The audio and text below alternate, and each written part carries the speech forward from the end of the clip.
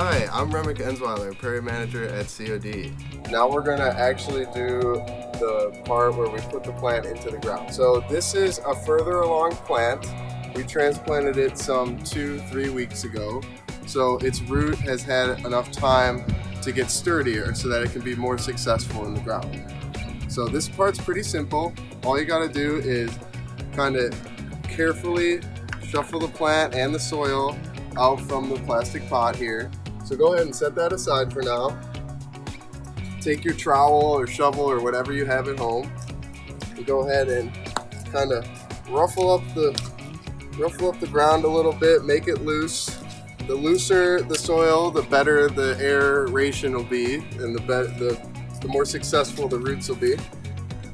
So go ahead and make a hole. You don't want to make it too deep though. You want to have loose soil at the bottom, but you want the top of the plant to be exposed to the elements. So you want the rain and the sun to be able to come down onto the plant. So go ahead, it might look like it's falling apart, but that's okay. It's not.